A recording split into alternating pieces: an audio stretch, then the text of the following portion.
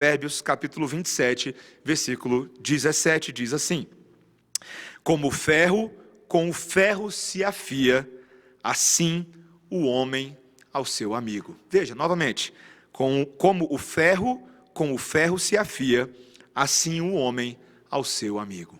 Vamos orar.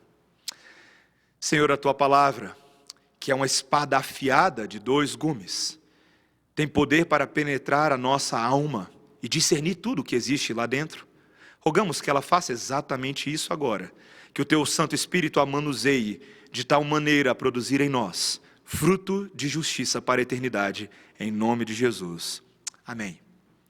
Samuel Butler, um grande poeta e satirista inglês no século 17, ficou muito famoso pelos seus escritos, pelas suas citações, e entre elas, por ter dito, e essa é uma das famosas dele: amizade é como dinheiro, mais fácil fazer do que guardar. E se você pensar bem sobre essa citação, ela tem bastante fundo de verdade. Se você começar a pensar sobre as mais belas histórias de amizade que conhecemos, eventualmente, quando nós as despimos do seu romance, do seu aspecto fictício, elas podem revelar muitas dinâmicas complicadas nos seus bastidores. Na semana passada mesmo, eu citei a famosa amizade de John Lennon e Paul McCartney, integrantes dos Beatles, provavelmente a parceria mais prolífica da história da música pop. Mas mesmo nessa amizade houveram momentos de turbulência, especialmente nos últimos anos desse quarteto fabuloso que era o Beatles, e talvez os mais antigos consigam se lembrar das brigas homéricas desses dois, inclusive perante as câmeras da televisão, perante a imprensa. É dito que rolou até uma música chamada How Do You Sleep? Como é que você dorme? Na qual o John literalmente chama o Paul para briga. E sabe, meus irmãos, talvez a gente ouça esse tipo de coisa e alguém poderia pensar: não, mas amizade é isso mesmo, né? Talvez exista uma ideia popular hoje em dia que muitos adotem, e eu novamente cito uma dessas ideias de internet: amizade é algo muito complicado. A gente briga, a gente discute, a gente se odeia, a gente se bate, mas no final a gente se ama.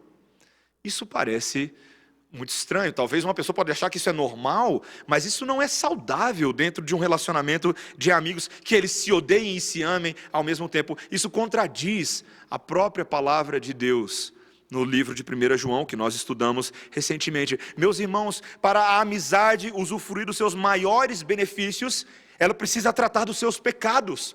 Ela precisa tratar das suas inclinações egoístas, das preferências particulares. Na semana passada, nós vimos que a palavra de Deus nos incentiva a fazermos bons amigos. Mas hoje nós vamos ver que nós devemos aprender a manter esses amigos, manter as nossas amizades de uma forma que maximize a glória de Deus em nossos relacionamentos. E eu quero trabalhar esse tema com os irmãos hoje, da manutenção das amizades para a glória de Deus, sob 2 ângulos. Primeiro, um princípio geral de que a amizade sempre deve promover crescimento mútuo, sempre. Em segundo lugar, que a amizade deve ser mantida com toda prudência e esmero. Prudência e esmero. Então, primeiro, esse princípio geral sobre o crescimento mútuo que a amizade deve promover. Veja novamente o versículo 17. Como o ferro com o ferro se afia, assim o homem ao seu amigo. Eu amo o fato de que no livro de Provérbios ele se utiliza de imagens que pertenciam ao cotidiano regular das pessoas. Ele fala aqui do ato de você afiar uma navalha, afiar o ferro, pelo processo de fricção com outra lâmina de ferro. E isso produz benefício. Eu não sei se você já fez isso na sua vida, ou se no mínimo você já levou o seu alicate para afiar ali no sapateiro da esquina, ou no costureiro. Mas quando você afia um ferro com outro, as bordas dele vão ficando mais nítidas, mais finas, e elas se tornam mais eficientes na tarefa de cortar e na tarefa de fatiar. É tão interessante que o texto está dizendo é que isso deve acontecer nos momentos de interação e de encontro entre amigos, de comunhão santa. Meus irmãos, é tão interessante, o chamado à comunhão está embutido dentro deste verso. O homem não foi feito para ser sozinho. Ainda que uma certa pandemia de coronavírus possa parecer nos dizer que essa seria um estado normal para nós, mas não é possível viver sozinho, porque Deus disse ao homem, antes da queda, lá em Gênesis capítulo 2, versículo 18, quando ele olha do alto céu para a situação de Adão, e ele vê e se compadece, ele diz, não é bom que o homem esteja só. E naquele caso ele acaba fazendo para ele uma auxiliadora que lhe seria idônea. Quanto mais, depois da queda do homem, nós precisamos nos unir aos nossos irmãos e às nossas irmãs em Cristo para momentos de comunhão e de oração. Eu amo o exemplo da igreja primitiva, que às vezes soa tão nostálgico para a gente, não é? Quando você abre ali no livro de Atos, capítulo 2. Mas é interessante perceber que aqueles santos, ali após o período do Pentecostes, eles entenderam o valor dessa comunhão. A palavra de Deus nos diz lá em Atos 2, 42 a 47, que eles perseveravam na comunhão, perseveravam no ensino e nas orações. Todas as atividades corporativas eram utilizadas nesse processo de um afiar o outro. E o resultado dessa igreja é que, o texto nos diz lá, que eles estavam cheios de temor nos seus corações. Quando eles se reuniam, eles louvavam a Deus pela graça de poder se encontrar e se afiar. Meus irmãos, o valor desse provérbio para nós é imenso. E eu quero destacar pelo menos 2 valores diretos, 2 aplicações para você nesse momento. Quando um ferro afia outro ferro, ou quando um irmão afia um outro irmão, ou quando um amigo afia um outro amigo, em primeiro lugar nós temos bênção garantida. É o próprio Deus quem garante bênção nesse processo. Essa comunhão é um meio de graça, na qual o Senhor, além de estar no nosso meio, Ele garante benefícios de amor através de um serviço mútuo. A palavra de Deus nos diz em Hebreus capítulo 10, versículo 24, o seguinte, veja o chamado do autor: consideremo-nos uns aos outros para nos estimularmos ao amor e às boas obras. E no versículo anterior ele diz, guardemos firme a confissão da esperança, sem vacilar, pois quem fez a promessa é fiel. Há uma promessa de Deus, de que quando somos estimulados ao amor mútuo, Deus vai nos aperfeiçoando. As boas obras são para o benefício do próprio corpo, que se edifica com seus dons espirituais.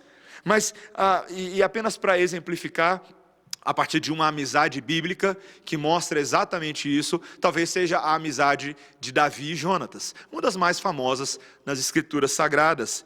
Essa fragrância da unidade divina fica muito clara na maneira como Davi, o rei de Israel, e Jonatas, o filho de Saul, como eles se relacionavam. Quando Davi estava sendo perseguido por Saul, Jonatas procurou Davi ainda não havia assumido a plenitude do seu reinado, mas Jonatas procurou Davi para fortalecer a confiança dele em Deus, é o que está escrito lá em 1 Samuel capítulo 23, versículo 16.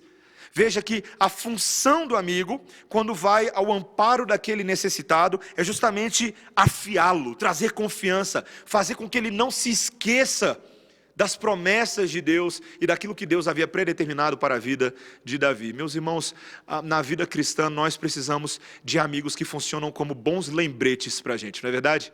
Gente que nos olha na nossa aflição e em vez de apenas ficar lambendo o cotovelo junto com a gente quando estamos com autocomiseração ou autoapiedamento, mas amigos que vêm e realmente trazem a palavra de Deus, que nos chama a responsabilidade, que nos chama a confiança, que nos faz erguer os olhos para o autor e consumador da nossa fé. Mas veja que também, não somente existem bênçãos garantidas no processo de afiamento, mas também é um chamado para que nós cumpramos a lei de Cristo. Essa é uma excelente oportunidade de cumprir a lei de Cristo. O apóstolo Paulo disse nas suas cartas, especialmente também em Gálatas capítulo 6, que nós devemos carregar e partilhar os encargos que enfrentamos diariamente. Só assim a igreja pode progredir, meus irmãos, quando nós lamentamos sobre o nosso pecado pessoal e coletivo, quando nós buscamos nos orientar na melhor forma de nos arrependermos e agirmos de acordo com o arrependimento, quando nós nos alegramos com as conquistas uns dos outros sobre o pecado. Essa é a própria lei régia que Tiago disse lá em Tiago capítulo 2, versículo 8, quando ele disse que nós somos exortados a amar uns aos outros, e assim nós estaríamos cumprindo a lei de Deus: não matar, não adulterar, não dizer falso testemunho, ferro afiando ferro. Meus irmãos, existe uma comunhão intencional de santificação para o povo de Deus. Eu amo o fato de que a nossa confissão de fé de Westminster, lá no capítulo 26º, após os pais de Westminster, após haver registrado um capítulo inteiro sobre a igreja, o capítulo 25º, eles decidiram criar mais um capítulo chamado da comunhão dos santos, viu? Para quem acha que puritano não falava de comunhão e não falava de relacionamento, eles criaram um capítulo para registrar a importância dessa comunhão intencional na igreja. E no segundo parágrafo do capítulo 26º da confissão está registrado o seguinte: os santos são, pela sua própria profissão, obrigados a manter uma santa sociedade e uma comunhão no culto de Deus e na observância de outros serviços espirituais que tendam à sua mútua edificação, bem como a socorrer uns aos outros nas coisas materiais, segundo as suas respectivas necessidades e meios. Esta comunhão, conforme Deus oferecer ocasião, deve estender-se a todos aqueles que em qualquer lugar invocam o nome do Senhor Jesus. Meus irmãos, que parágrafo maravilhoso e poderoso da confissão, nos lembrando, meus irmãos, desse benefício maravilhoso do ferro que molda ferro, do ferro que ajuda ferro. Meus irmãos, eu não sei na sua experiência pessoal, mas é impressionante a nitidez de pensamento que vem quando a gente está perto de gente pensante, não é verdade? Quando a gente começa a ser influenciado e mudado, quando nós temos esse encontro de mentes, encontro de perspectivas, que nos leva a ver a vida com mais clareza, que nos permite refinar as nossas opiniões, transformar as nossas ideias em ideias de fato brilhantes e maravilhosas. E isso requer parceiros, gente que possa nos desafiar, gente que possa nos provocar no sentido bom da palavra e estimular o nosso pensamento. Talvez uma das amizades literárias mais fascinantes que nós temos na história é a própria amizade de Tolkien e C.S. Lewis, esses dois gênios da literatura do século XX. Recentemente eu tive a oportunidade de ler um livro chamado O Dom da Amizade, do Colin Duries, da HarperCollins. E ele basicamente conta a amizade desses dois homens brilhantes.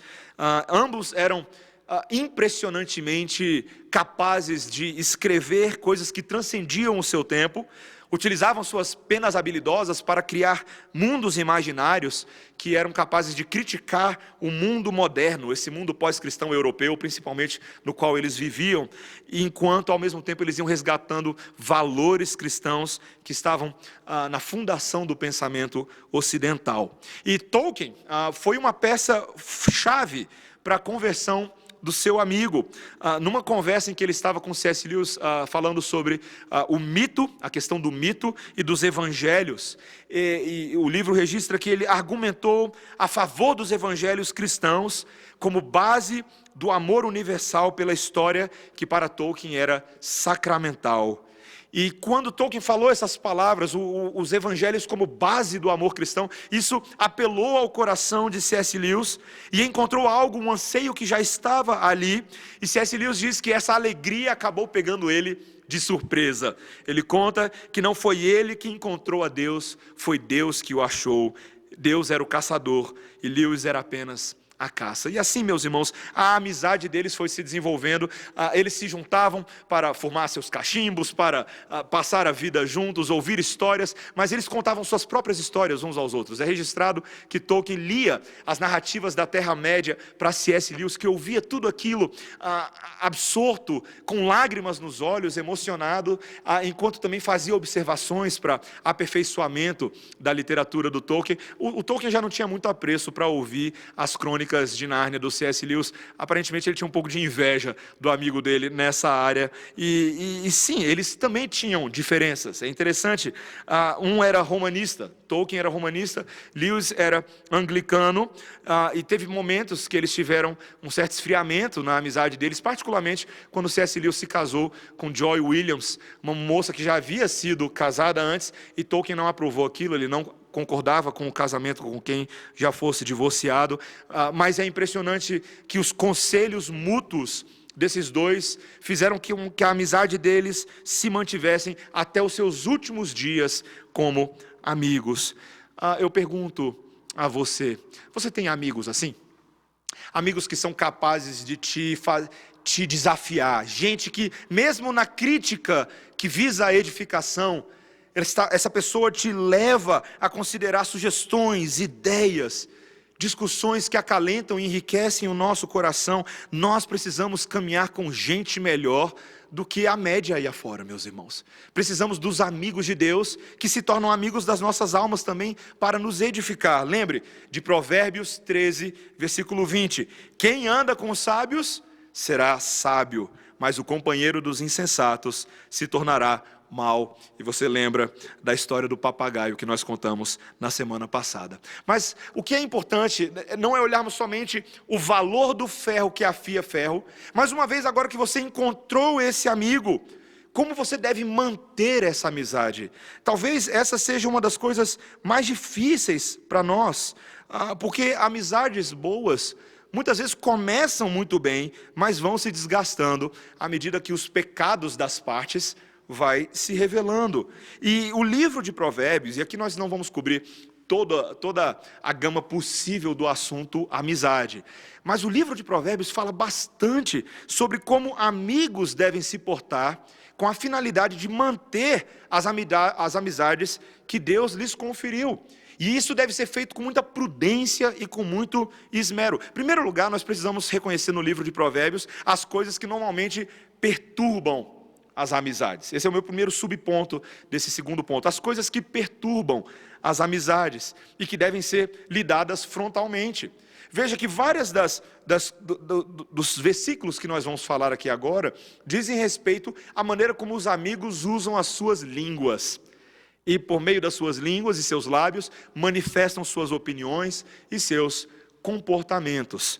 Veja que interessante, uma coisa que realmente perturba a amizade, e é central no livro de Provérbios, é o homem contencioso. Provérbios, capítulo 26, versículo 21. Provérbios 26, 21. Está escrito assim: como o carvão é para a brasa e a lenha para o fogo, assim é o homem contencioso para acender rixas. Percebam, meus irmãos, nós na semana passada falamos sobre o problema do homem iracundo, irascível, colérico.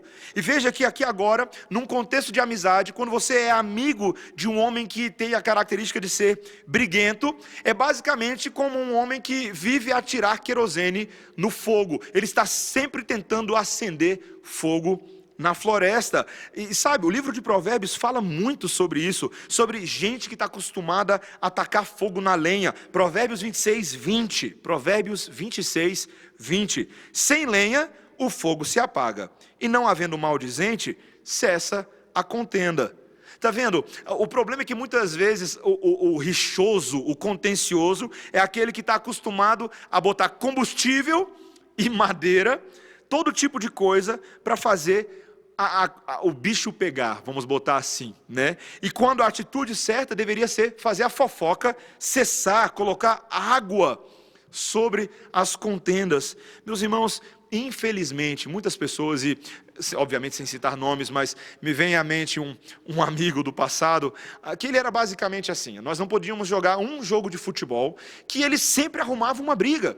Parecia que ele tinha um magnetismo, uma gravitação para a ideia de arrumar briga com todo mundo que estava no campo. E eu lembro, meus irmãos, que uma vez, pode parecer um exemplo engraçado e meio ridículo, mas eu lembro uma vez, quando eu era criança, tinha um chiclete chamado Plock. Eu não sei se você lembra disso.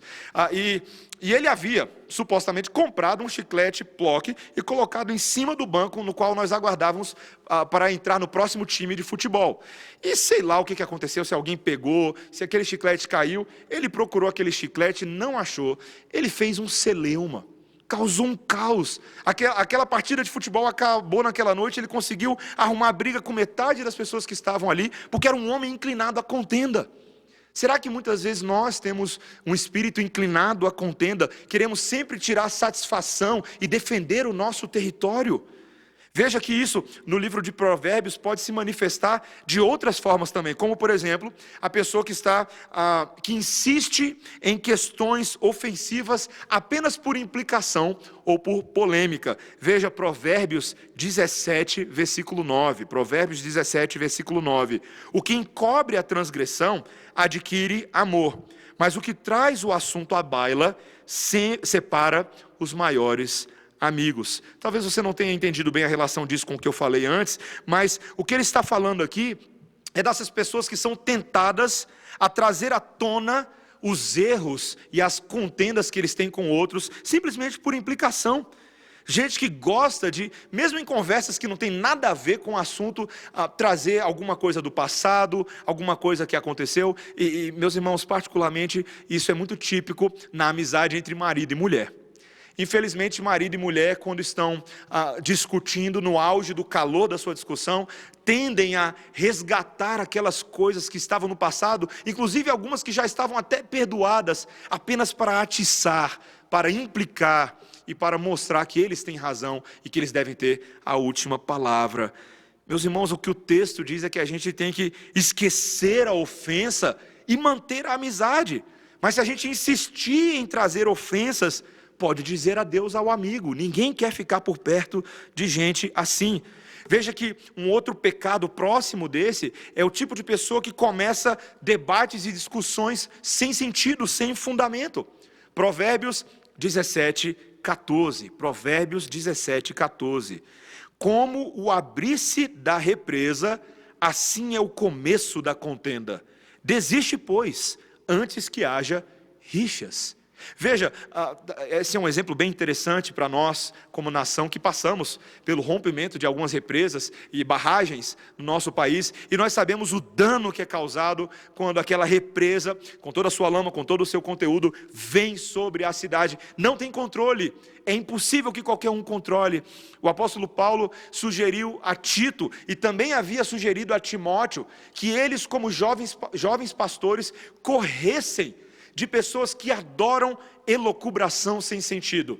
Gente que gosta de ficar debatendo, discutindo, ele diz em Tito, genealogias infindáveis, fábulas judaicas. Você conhece esse tipo de gente?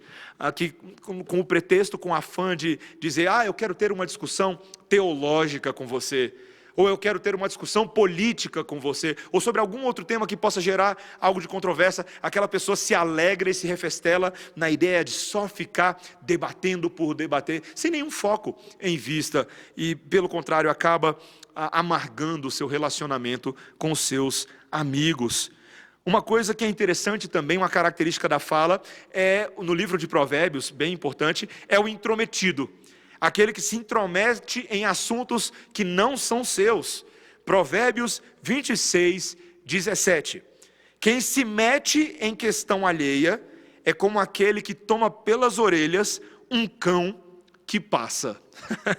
Quem se mete em questão alheia é como aquele que toma pelas orelhas um cão que passa. Você já experimentou pegar pelas orelhas um cão louco no meio da rua? Essa é uma boa oportunidade para você receber uma mordida, se você tem esse desejo na sua vida. Meus irmãos, interferir em discussão alheia é uma boa maneira de se machucar. E veja a lógica disso, é tão simples de ver. Você está vendo duas pessoas discutindo, e você de repente se acha o salvador daquele debate, daquela discussão, e você pula no meio de uma coisa que muitas vezes não tem mérito para você, mas você quer tentar resolver, tomar parte de um lado, e pode acontecer que os dois se voltem contra você. O que você está discutindo aqui? Isso não é assunto seu. Já aconteceu isso com você antes? Eu já passei por uma situação dessa, um tanto constrangedora na minha vida. Aprendi de que tem horas que é melhor não falar nada enquanto a discussão está acontecendo, e aguardar para conversar depois, esperar um pouco para que os ânimos se acalmem, e assim a gente possa ajudar a consertar as diferenças com outro tipo de instrução. Os amigos também podem acabar pensando muito a respeito de si mesmos. E é interessante como o livro de Provérbios fala que o espírito soberbo e às vezes arrogante pode atrapalhar a amizade. Como, por exemplo, aquele que superestima a sua presença e as suas boas-vindas. Provérbios 25, 17. Provérbios 25, 17. Não sejas frequente na casa do teu próximo, para que não se enfade de ti e te aborreça. Interessante esse versículo, né? Não ser frequente na casa do próximo. Por que eu não deveria ser frequente na casa do próximo? Se a hospitalidade ou a amizade é uma coisa tão preciosa. Porque, meus irmãos, tem hora para ir embora também.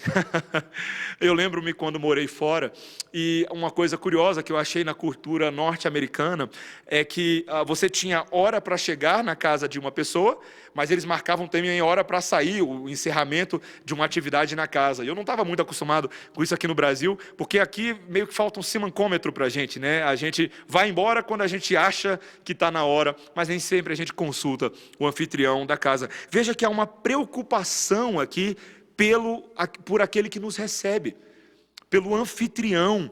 Não somente que o anfitrião seja um bom hospedeiro, mas para que o convidado também seja capaz de ser um bom amigo e entender que o anfitrião tem hora para dormir, tem trabalho no dia seguinte, tem que levar as crianças para a escola, tem conta para pagar. E é tão interessante essa sabedoria de não prolongarmos demais uma conversa que não precisa ser muito longa.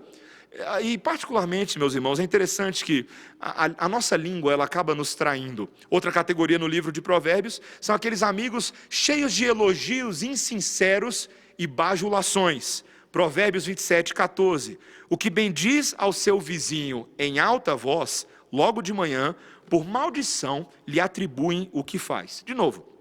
O que bendiz ao seu vizinho em alta voz, logo de manhã, por maldição lhe atribuem o que faz. É mais ou menos assim, se você acordar o seu amigo cedo de manhã gritando, acorda, vamos levantar, isso vai soar para ele mais como maldição do que bênção. Eu não sei se você já foi em acampamento de jovens, eu já fui em vários na minha vida. E os jovens, eu não sei por que eu continuo permitindo os jovens fazerem rádio no acampamento.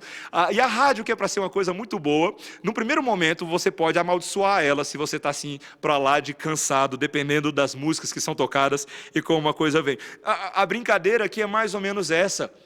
Aquele que fala demais, que elogia demais, acaba não sendo tomado como um homem sincero nas suas palavras. E tem uma categoria que eu deixei para o final dessa parte aqui, que são aqueles que fazem pegadinhas maldosas. O livro de Provérbios tem 2 versículos sobre isso. Provérbios 26, 18, 19. Como um louco que lança fogo, flechas e morte, assim é o homem que engana ao seu próximo e diz, fiz isso por brincadeira. Talvez esse aqui doa bastante em muitas pessoas que estão acostumados a ter amizade na qual eles passam do limite frequentemente em prol da brincadeira.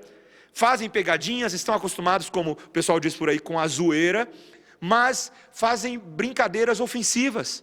Fazem pegadinhas que realmente defraudam e levam seu irmão a pensar uma coisa completamente errada a seu respeito. Eu vi recentemente uma pegadinha cristã, que eu não acreditei que era uma pegadinha cristã, que alguém botou na internet, que um grupo de jovens de uma igreja saía pelas ruas simulando fazendo assalto com as pessoas. E aí, quando eles fingiam que era um assalto, eles tiravam do bolso uma Bíblia e iam dizer que agora eles estavam evangelizando. Meus irmãos, isso é de muito mau gosto, me permita dizer. Esse tipo de coisa não condiz com o nosso tipo de testemunho cristão. Você fazer uma pegadinha e levar a pessoa a pensar algo completamente oposto da sua intenção, simplesmente para dizer que era brincadeira e engano. Sabe, meus irmãos, nós precisamos consultar os nossos corações se temos feito isso nas nossas amizades. Podemos, por causa disso, perder para sempre uma amizade por causa de palavras e ações impensadas, quando você diz, era só brincadeirinha, eu não quis fazer isso. É pior do que gente que põe fogo na mata. Meus irmãos, um autor, um escritor inglês do século XIX, chamado Charles Colton, uma vez ele escreveu o seguinte: a verdadeira amizade é como boa saúde. O valor dela raramente é conhecido até que você a perca. E é assim que acontece conosco. Meus irmãos, muitas vezes nós somos culpados de não zelar pelas nossas amizades, porque não dominamos a nossa língua, falamos coisas impensadas, fazemos brincadeiras que não são bem concebidas, e infelizmente também entramos em argumentações, debates que não são proveitosos nas nossas amizades. Meus irmãos, ainda bem que o livro de Provérbios não denuncia somente o nosso pecado.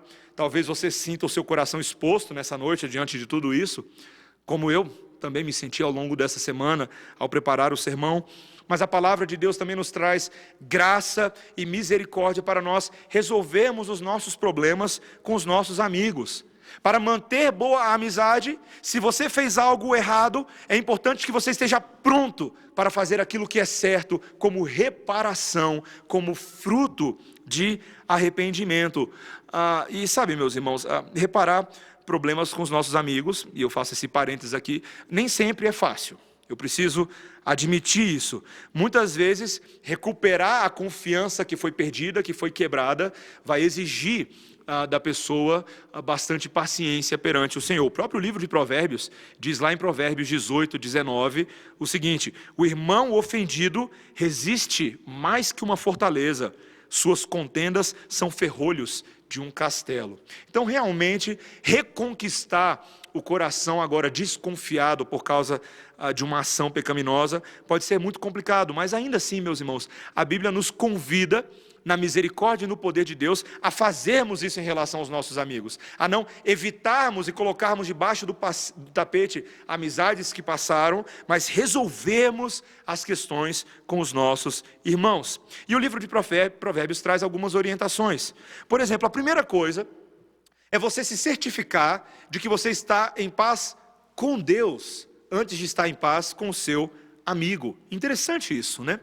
Veja, Provérbios 16, versículo 7.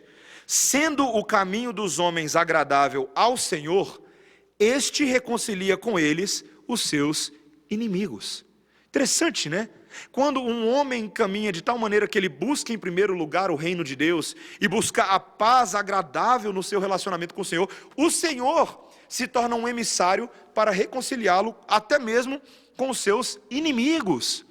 Veja que doce esperança, meus irmãos. Muitas vezes, eu acho que nós cometemos um pecado de que quando a gente vai resolver um problema com os nossos amigos, a gente quer tentar resolver com as nossas próprias mãos. Eu lembro-me de uma situação que eu passei alguns anos atrás, que eu havia decepcionado um amigo meu, e quando eu fui resolver, eu já era cristão e esse meu amigo era cristão, eu lembro que eu fui tentar argumentar do porquê eu estava certo e porquê ele estava errado. E meus irmãos, o que eu não fiz foi o que esse texto manda fazer: orar, buscar a face e a paz do Senhor, para que uma vez em paz e cheio da sabedoria do Senhor, eu soubesse as palavras a serem dirigidas a meu amigo, e não ficar tentando salvar minha própria sardinha. Meus irmãos, nós precisamos da aprovação do Eterno, para que Ele mesmo nos reconcilie. E um princípio geral que decorre disso é: se nós devemos ter paz com o Eterno, em segundo lugar, nós devemos evitar brigas a qualquer custo. Veja, Provérbios 20, versículo 3.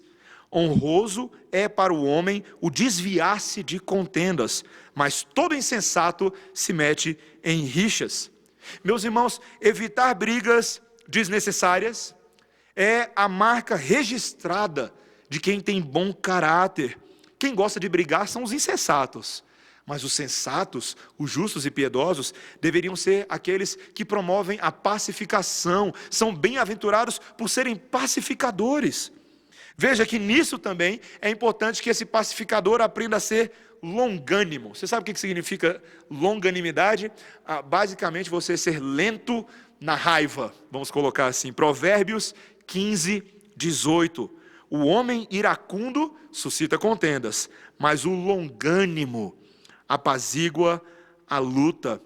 Meus irmãos, o temperamento explosivo é geralmente o estopim das brigas, mas é o espírito tranquilo que mantém a paz. A gente não deve ser somente lento para brigar ou lento na raiva, mas também devemos ser tardios para responder, usando as nossas palavras de forma maturada. Provérbios 18, 13. Veja só que interessante. Responder antes de ouvir é estultícia e vergonha. Percebeu a ideia? Responder antes de ouvir, além de ser tolice, é pura grosseria. E é coisa que pai ensina pra gente, né? Você certamente tem alguém na sua vida que já te falou que você deve aprender a ouvir antes de falar. Sabe, a gente lida, meus irmãos, na vida pastoral com tantos jovens, tantos também adolescentes ou pessoas de cabeça jovem que acham que só vão conseguir ser ouvidas se forem os primeiros a falar, se entrarem na frente, se interromperem a fala do outro para provar o seu ponto. Mas nós precisamos aprender a ser tardios para responder, ouvir e maturar aquelas palavras e a resposta que será dada nos nossos corações antes de abrirmos os nossos lábios. Veja que nisso também vem a famosa instrução de Provérbios, de quando falarmos, aprendermos a falar com brandura. Provérbios 15, versículo 1. A resposta branda, você pode inclusive repetir comigo aí em casa. A resposta branda desvia o furor, mas a palavra dura suscita a ira. Veja, meus irmãos, o macete que Deus está nos dando, a dica que Ele nos está dando, que a resposta moderada, ela tem poder para neutralizar a ira. Veja como isso é maravilhoso, meus irmãos. A língua afiada, ela não faz isso. A língua que é cortante, a língua que é ácida, que é sarcástica e debochada, ela põe mais lenha na fogueira. Mas a língua que é branda, que é moderada, ela é capaz de aplacar o furor, inclusive daqueles que estão mais excitados. Meus irmãos, como nós precisamos aprender a usar bem a nossa língua nos nossos relacionamentos com amigos. Inclusive, me permita dizer, se por um lado não devemos falar muito para não tropeçar no falar, nós devemos, de fato, só falar o necessário. É a própria verdade de Provérbios 10, 19. No muito falar não falta transgressão, mas o que modera os lábios é o prudente. Meus irmãos, quando muito se fala, maior é o risco de pecar. Eu ouvi isso uma vez de um amigo muito querido. Ele falava assim: Mateus, você fala demais. Falei, poxa vida, obrigado pelo elogio. E ele estava falando com a melhor das intenções. Ele falou assim: Mateus, você fala demais e de vez em quando você pode acabar tropeçando naquilo que você fala. Falei, é verdade, isso já aconteceu antes no meu passado, mal ele sabia. Mas nós precisamos falar menos. Ouvi de um palestrante recentemente, de que hoje tem muita gente cheia de opinião. Em inglês eles chamam isso de opinionated. Uma pessoa cheia de opinião, sempre tem uma opinião para tudo, e ela acha que ela tem o direito de fala para todos os assuntos do mundo, mas ela acaba transgredindo no falar, em vez de ser moderada, equilibrada e prudente. O sábio mede bem as suas palavras. Meus irmãos, o amigo verdadeiro, e eu coloco isso como síntese aqui, é aquele que é rápido para, em vez de transgredir pela fala, é rápido para demonstrar o seu amor. Provérbios 10, 12. O ódio excita contendas, mas o amor cobre todas as transgressões. Veja, meus irmãos, que em vez de bajular, em vez de ficar se defendendo, este sábio nos incita a mostrar amor. O ódio só causa divisões, mas o amor é aquele que é capaz de cobrir falhas, de sofrer o dano, de ouvir coisas difíceis e absorvê-las, processá-las e não devolver o mal com o mal, mas pagar com o bem aquele que te injuria. Meus irmãos, o ferro afia o ferro quando um dos ferros está disposto a abençoar o outro, em vez de ser motivo de discórdia e de falha. Novamente nós nos fazemos a pergunta, e aqui eu caminho para o final, quem é suficiente para todas essas coisas? Na semana passada nós falamos um pouco que muitas vezes faltam amigos que se portem dessa maneira, que tenham este grau de maturidade. Muitas vezes até os mais bem intencionados são capazes de falhar conosco assim. Talvez você, bem intencionado como seja em relação aos seus amigos, já tenha deixado a desejar demais e tenha causado mais coisas para perturbar a amizade de vocês do que para promover virtude e resolver problemas. Inclusive porque resolver problemas causa grande vergonha nos nossos corações. Não é fácil, meus irmãos. O nosso homem natural não é pronto para esse tipo de coisa. Pelo contrário, quando os amigos de Deus que caminhavam no jardim do Éden com ele, chamados Adão e Eva, tiveram problemas com ele, em vez de resolver, eles que eram a causa do problema, correram de Deus, se esconderam atrás, fizeram folhas para si, para cobrir as suas partes, envergonhados por causa da sua nudez. Mas, meus irmãos, o próprio Deus, naquele texto de Gênesis, capítulo 3, nos lembra que Ele, o Todo-Santo, o Todo-Poderoso, tomou a iniciativa de resolver o problema com seus amigos. Ele vai na direção de Adão e Eva, Ele expõe o pecado, mas Ele também os protege ao cobri-los com as peles ensanguentadas de animais, que indicavam que quando há pecado, quando há transgressão da lei, é necessário haver morte para cobrir. Este amigo fez isso por eles, mesmo que eles não fossem capazes de fazer isso por si mesmos. Meus irmãos, talvez a maior virtude de um verdadeiro amigo é tomar a iniciativa independente das circunstâncias para manter e resolver os problemas com os seus irmãos. Quando eu penso em Adão e Eva e Deus no Jardim do Éden, eu também não consigo me esquecer do relacionamento entre Pedro e Jesus. E eu voltarei nesse exemplo quantas vezes forem necessárias para que nós compreendamos a profundidade daquilo que Cristo fez por Pedro. Pedro, amigo de Jesus, braço direito, foi capaz de negá-lo 3 vezes, na iminência da morte de Jesus, se afastando do mestre, dizendo: aquele ali não é meu amigo, eu não ando com ele, eu não sei quem ele é. Considere isso, meus irmãos, o alto grau de traição de Pedro ao agir dessa maneira. O Senhor Jesus Cristo, no auge da sua santidade, estaria no seu direito de cancelar qualquer compromisso com aquele homem, de reputá-lo à morte eterna, à condenação eterna, mas não foi isso que ele fez após a ressurreição. Pelo contrário, o Senhor Jesus Cristo vai na direção do seu amigo, envergonhado, constrangido, e ele restaura o relacionamento com esse homem, e não somente o relacionamento, mas restaura o serviço na vida desse homem, de tal maneira que Pedro se tornou o apóstolo para aqueles da circuncisão, aqueles de Jerusalém e Judeia. Meus irmãos, o poder que há na iniciativa de restaurar amizades é algo fenomenal. Considere como o apóstolo Paulo se dirige a Filemão e Onésimo, quando ele vira para Filemão e diz: eu sei que Onésimo, o seu escravo fujão, fez mal contra você, mas agora ele se converteu, ele é seu irmão em Cristo. Filemão, receba de volta este irmão em Cristo, Onésimo agora, e aceite ele na comunhão do seu coração. O que é interessante, meus irmãos, é que Paulo se coloca como mediador dessa situação, como reconciliador, como advogado de perdão e de vida. Meus irmãos, o Senhor Jesus Cristo fez exatamente isso conosco, no nosso relacionamento com o Pai Celestial. Nós estávamos afastados da sua presença por toda a eternidade, mas o Senhor Jesus Cristo foi verdadeiro amigo das nossas almas. E repito aquele versículo que falamos na semana passada, João 15:13, um amor maior não tem ninguém além disso, do que dar a vida pelos seus próprios amigos. Foram as palavras de Jesus para os seus discípulos. Meus irmãos, este é o chamamento de Jesus. É o chamamento de olharmos para a maneira como Ele está nos afiando. Talvez você possa pensar: não tem muita mutualidade no meu relacionamento com Jesus, eu não consigo afiá-lo tanto assim. De fato, nós afiamos Jesus de uma outra maneira, quando os nossos pregos entraram na mão dele.